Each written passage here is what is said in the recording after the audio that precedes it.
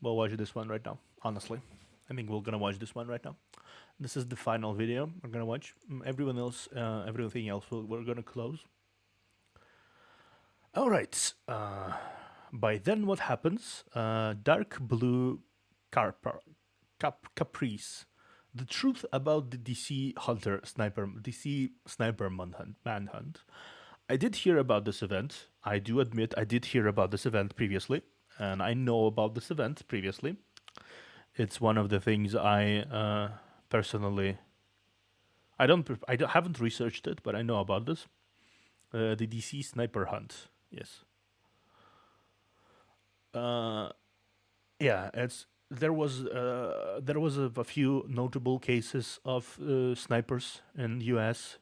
targeting live victims. Obviously, all of them were very prominent because of how noticeable it all is, especially considering the middle of the day situation. October 2002. I can't really say off the top of my head if I remember about this. Let's freshen up. I'm gonna start the video right now. In October 2002, a dark blue Chevrolet was parked at a grocery store in Maryland, United States. Inside the car, hidden from view, someone looked through the scope of a rifle, selected a target, aimed, then fired. 911 emergency. Hi, I'm at Shoppers for Warehouse, and some man just on the parking lot. There was a loud noise. Not sure if he was shot or not. In the 3 weeks that followed, the residents of Baltimore and Washington were gripped with fear as snipers selected and executed their targets at random. This is the story of the notorious serial killers, the DC snipers. The bullet left the muzzle at 3,300 kilometers per hour as it traveled across the parking lot. Spinning as it soared over the 50 yards it traveled, the bullet's flight ended in the back of a 50-year-old man. His name was James D. Martin. James had stopped for groceries on his way home from work. Those that heard the snap of the rifle turned to see its origin, but nothing was there. A man lay dying, but no one saw a shooter or even a gun. The parking lot was busy. There was even a police station right across the street. How could this have happened? I'm gonna say right away, the method in which the crime is executed is, oh, dude, it is very creative, but in like terrifying way. You won't really notice a rifle peeking out of from a car bumper, like from somewhere car park from a car part, unless you really pay attention to these kinds of things. You won't really notice it. I'm surprised there was no suppressive noise, no suppressive equipment used on the rifle, but I guess they really wanted to be heard, not seen, which they weren't. Yeah, this would be very hard to catch, honestly, all things considering. This sounds like a real pain in the ass to actually contain, especially. I can't say it was like especially back then, because back then the crime fighting was already ramping up significantly more compared to 90s, 80s, and 70s. More crime fighting tactics were already employed, not to the level of DNA, obviously, but a lot more situational evidence were used in order to apprehend the killers. This is very this I can imagine already that this will take a while to actually to catch whoever is doing it. No. The police now had a murder to solve, but with barely any witnesses or evidence and no motive, answers would take some time. Mm-hmm. Obviously, usually police does not exactly take into account the possibility that this was a completely random murder with no passion, no motive, none of it whatsoever. One of the greatest weaknesses in police forces across and investigative forces is that they assume a normal person did it. So when a normal person does not do it, when it's just for fun or just to satisfy whatever urges they have, or have absolutely no connection whatsoever, It takes the police force much longer to identify the perpetrator, especially if it's not like a crime of quote unquote passion. I don't. The I'm not gonna say the word. Like if that happens during the process, then identifying the victim, the perpetrator has become much easier. But in case if it's just some random schmuck that decided to go wild and shoot some dudes, I don't think that's exactly easy to understand still to this day. Oh. It's a September surprise. Now your community can save 25 on Gipsoft for the rest of the month. Terms apply. Okay. If you gift sub, you can save 25%. Man. But yes, it's definitely something to note. At that moment, only two people knew what happened in the parking lot. The occupants of that dark blue Chevrolet. And by then, they were already far away from the scene. I mean, it could be the new wave of terrorism. What better way to terrorize a neighborhood than to start killing people at random in different places? Overnight, the news of the shoot. I don't. I do think terrorism was very prominent back then as a thing because 2001 was very recent, and the whole towers were a thing, and the people were still feeling very, very harshly about this whole situation. I think, considering how many lives got hurt by the event. So this is definitely a possibility that the word terrorism would be used in a situation like this back then. Right now, we know it's a serial killer. They operate like that. They don't really care about fear. They strike as more about the racking up the numbers. Had spread, and so had the gunman. The next morning, the attacks shifted up a gear, and in just 2 hours, 4 people were murdered in broad daylight. James L. Buchanan, shot as he mowed the grass. What's going on there? This guy's lawnmower did something, man, and chopped him up. He's bleeding real bad. He's down and out.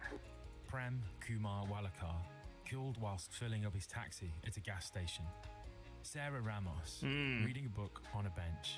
Ambulance to police said a girl just shot herself. Sitting on the bench there. Hurry.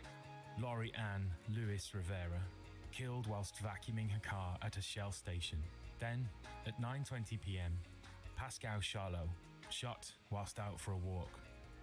Each time, a single shot fired from a long distance. Each time, the killers vanished, leaving no trace.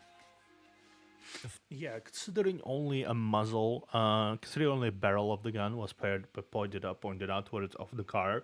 Obviously, the bullet case lands inside the car, so there's no bullet case. There's only a quick sound, dead body, and a bullet inside the body, or even passing through the body, and they just continue moving on. Full impact of the situation was now becoming clear, and all eyes descended on the investigators to track down the attackers. Absolutely. The randomness of the killings spread fear across the whole Washington area. Yeah, I There were no don't. links between the victims. They were ordinary people. Yeah, I think that's the biggest thing. A lot of the serial killers across the across the world, especially those who have been known to have very random and unpredictable patterns, they had operated far longer than those who have a significant pattern to rely on.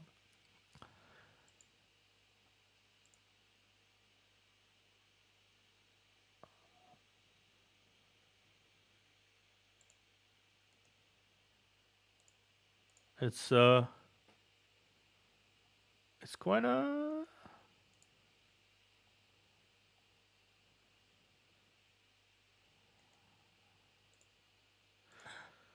yeah. It's kind of interesting how if you really think about it, but the Doing ordinary things. patterns, In lack of patterns, always confuses humans, doesn't it? all those attacks, only one witness offered a clue. Back at the bench where Sarah Ramos was shot, a landscaper nearby saw a white truck speeding away moments after the shot was fired.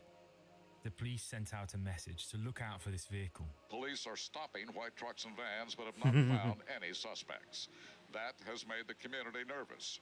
140,000 school children in Montgomery County were kept indoors through the day, and police were on hand when schools let out. As news of the white van found its way onto every TV and radio And that's not the white van. Considering we're speaking Dark Blue Caprice, that was already a diversion in on itself, station across the caused by the panic itself. So I imagine this will become even more complicated. region. The hunt was on, but with over 70,000 white vans in Maryland alone, and in the midst of this manhunt, the real attackers slipped by unseen. Nothing like this has ever happened in Montgomery County. This is a very safe community. Our homicide rate just increased by 25% in one day. Law enforcement sources say the weapon was a high-power rifle, fired in some cases at least from a distance. With 9/11 only a year earlier, Yup. the country was on high alert about another attack, and many pointed speculative blame at foreign terrorism. Obviously they did. But the two people responsible were not linked to Al-Qaeda. John Allen Mohammed, a 41-year-old US Army veteran, and Lee Boyd Malvo, a 17-year-old from Jamaica. In the course of their complicated relationship, a motive for these attacks was formed: to extract $10 million in ransom money from the US government. They stole a Bushmaster XM15 from a gun store in Tacoma, Washington. This weapon had a reputation for its ease of handling and deadly accuracy. Next, they specially adapted the Chevrolet Caprice to be able to shoot from within the vehicle without being detected. Parts of the interior were removed to be able to lay down, and the windows were tinted, turning an ordinary car into a killing machine. These modifications gave the two shooters the range, stealth, and easy getaway from the attacks. For 2 days, the shooters fell silent. Yeah, I feel like the white van thing complicated things like a lot because they don't actually use a white van. Why would anyone in any capacity to understand the cliches of it all would ever use a white van? White vans really stand out in whatever situation you may find yourself in. Like honestly, is this like a cry for attention at this point? Because using white vans is not smart. It's really not smart. I know I shouldn't give an advice to people who want to murder other people.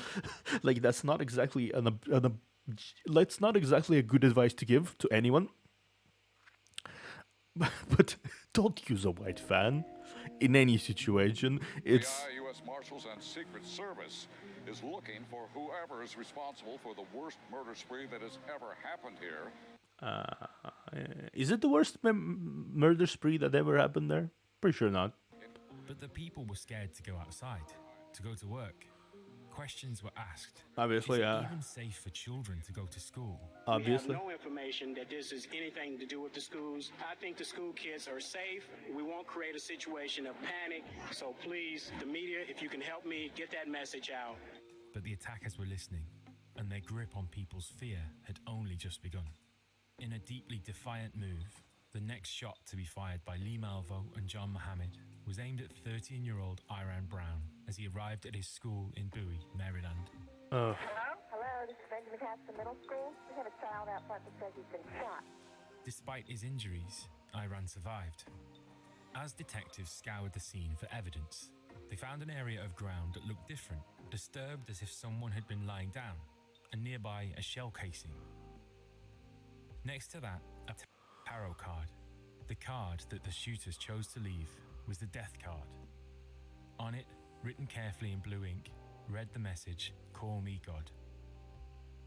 On the rear of the card, it read, "For you, Mr. Police, call me God. Do not release to the press." After a week of mystery and anonymity, the attackers had made their first contact with the police.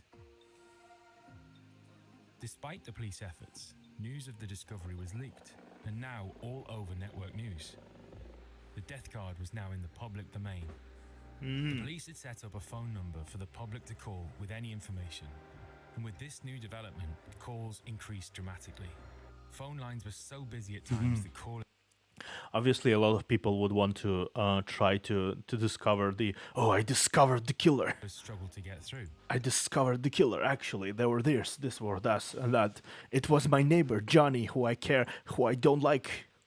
The killer was my neighbor Callers Johnny. claimed to know who the snipers were. Yeah, But obviously. some callers claimed to be the snipers. The investigation was overflowing with so much information. The manhunt was struggling to keep up. Absolutely. The whole of the Washington area. Everyone wants a little bit of attention. That's effectively what happened in the largely internetless world when people had these situations happen, right? What they did is that they tried to use this by any means necessary for their own little gain. I think that's the big thing that happened in those situations. And I can't exactly say I can't agree with that at all. Personally, I think it's kind of stupid that this happened in Become the first paralysed place. with fear. Yeah, Sheets of tarpaulin were put up around gas stations to protect customers. And those that had to fill up their cars tried to avoid standing still.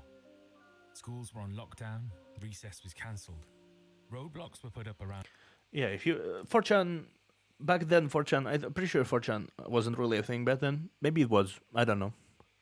But if you really want, internet at this point was very brittle and very small. So all the social medias that exist to this day, they weren't really established back then. So there were not a lot of places for people to fuel their attention-seeking tendencies towards. So these situations happened, and people like to claim they're the biggest killers ever, or they know the killers and never really follow through. Oh, it's my, or some people just wanted to put some. I think some people just want to someone just wanted to put the blame on someone because of their fear. So a lot of these investigations, really loud investigations with like a lot of people involved and a lot of press involved, they became paralyzed with indecision and absolutely disgusting lack of information. a city. It's just, But with it's all eyes just still searching for a white van. Even when the attacker's car was stopped at a police check, they were quickly waved through. And at this point, the news of the manhunt had begun to spread across the whole world. Yeah, the sniper attacks. First of all, I'm just sick to my stomach. The idea of moms taking their kids to school and sheltering them from a potential sniper attack is not the American I know. Somebody got shot at Spider Sunoco. Somebody got shot. 53-year-old Dean Harold Mayers shot dead whilst filling up his car with fuel. The guy's dead. He's laying on the car. And there was a white van just went by with two guys in it. Getting on the 234 right now, the white van. Okay, wait. Oh, there he goes. He's going down. The false fixation of the white van led police to focus the investigation away from the real killers, delaying the capture. 53-year-old Kenneth Bridges, killed filling up his car with fuel. 47-year-old Yep. Linda Franklin. that's what An FBI I already knew right then when they say white van. There's so much white vans around around the world. There's so much white vans around the industry. A lot of people use white vans. Most vans are just by nature white, and no person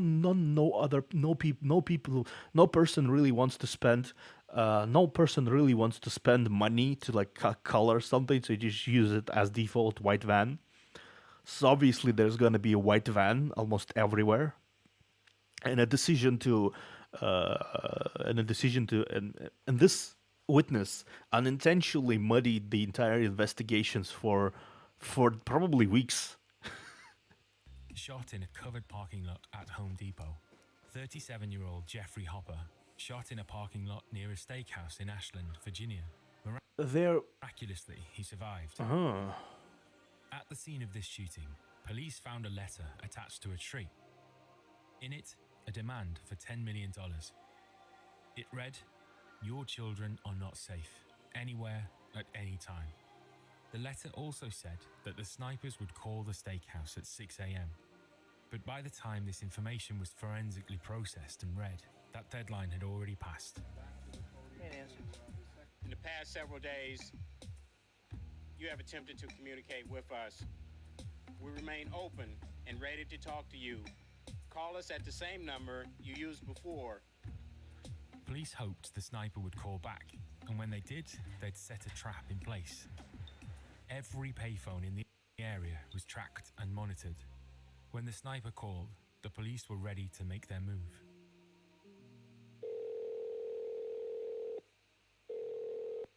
So they were not smart enough to understand that this will be a thing. Okay, fair enough.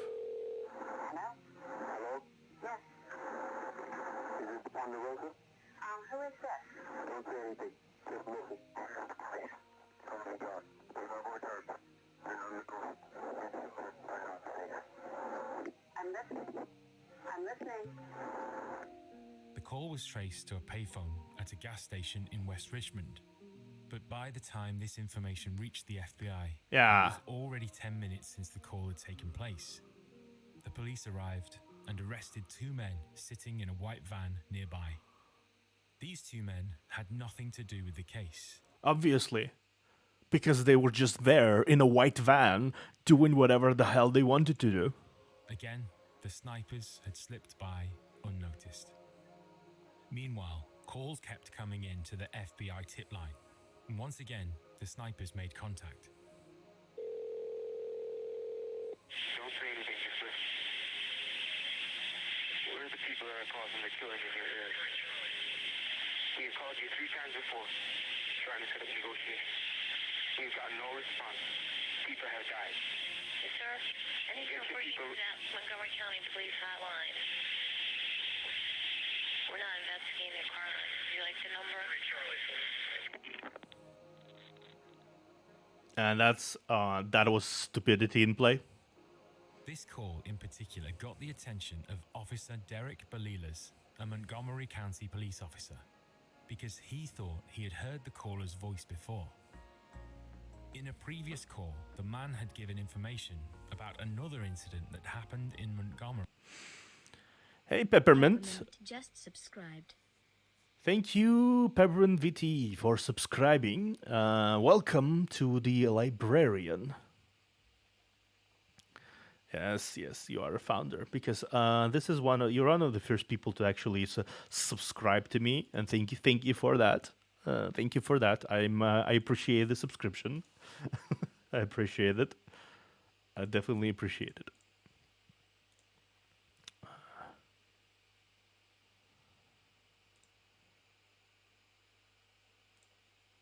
We're watching the video. We're almost done watching the video. We're gonna be soon done watching the video.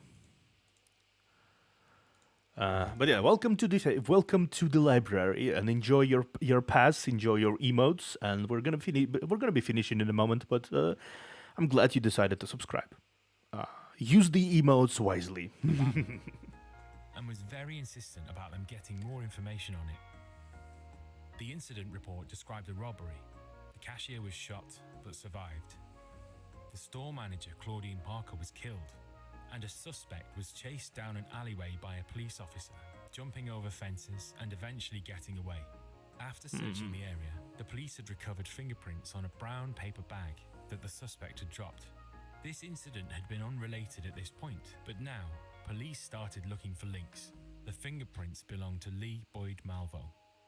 Had the snipers begun to taunt the police due to their lack of evidence? Were they so frustrated with the progress of catching them that they gave the police a key bit of evidence? They now had a name, and with this, they moved closer, tracing the background of Lee Boyd Malvo to paint a picture of who this person was and where they may be now. Once more, a tip submitted to the FBI gave the final piece of the puzzle. Robert Holmes, a friend of John Mohammed, had a gut feeling that John might be involved with the attacks, and he also knew that John had recently left the area, taking with him a Bushmaster rifle. As the investigation closed in on these 2 names, information came back that John Mohammed had been pulled over on the 8th of October in Maryland, driving not a white truck, but a dark blue Chevrolet Caprice. The police now had two names and a vehicle. And a vehicle. Good. Every single police resource in the Washington area was told to find. Good. Amazing. Usually those kinds of investigations don't really lead anywhere, considering the fact that a really big information gap is presented when there's such a misunderstanding exists. But the fact that someone was able to trace back one of the killers by the memory of encountering them previously, that is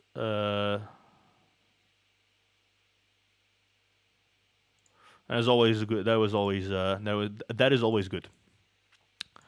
But the fact that they started taunting them, that was the worst decision ever. Chevrolet Caprice. Not every single person can get away with taunting the police. Because it becomes extremely easy to trace the back, especially if you do it with voice. Then, on the 23rd of October, a man named Whitney Donahue was returning home from a late shift at work when he pulled into a rest area along Interstate 70 in Maryland. There, he spotted a car that matched the description of the one the police were searching for and called the tip line. For 2 hours and 45 minutes, as he sat in his van, he stayed on the line with officers as the police closed in. Police were authorized to use any force necessary to capture the suspects. And after 21 days of terror, the car, with Lee Malvo and John Mohammed sleeping inside, was now surrounded by officers. And at 3:30 a.m. on the 24th of October, the pair were arrested. In the car, officers found walkie-talkies, maps with locations of the shootings circled, a piece of paper with the tip line number written on it, and hidden behind a secret compartment, a Bushmaster rifle. Of course. The attacks were finally over, and the two shooters were now in custody. The says the prosecution produced more than 130 witnesses and 400 pieces of evidence. Oh, that could have been much worse. Could have been much worse.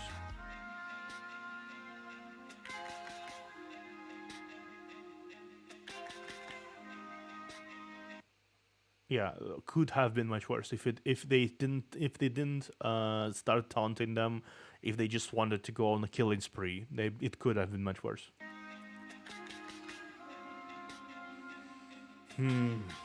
It's good. It's good that they didn't decide to go further. That's good. Sometimes U.S. police does its job. At least that's at least you can say that. Sometimes the police does its job. So yeah, I feel like that is a good positive situation in this situation. All right. On that front, we shall be slowly wrapping up. I'm tired. This has been a long video, a long reaction series, and we found a cool channel to watch. Hopefully, we'll also collaborate with them in the future, because there is always room for more. There is always room for more information about some certain things, right? Right. I think so, at least. Good stuff. I should actually promote them on my channel if possible. But yeah, go watch them. Go watch the what happens, please. This video and just their channel in general have been a treat. The fact that they decided to come in, follow me, and do stuff like this is cool. It's cool. I'm glad. Yeah, it's a cool channel. Judging, they decided to drop by the creator. The creator of the channel itself posted the videos and promoted them. You can see them a little above in the chat. So I'm very glad. I already said that if they want to collaborate with me, they're free to. I will reiterate the statement because this is something that is cool. I like this. But yes, check them out. Subscribe if you want to, obviously.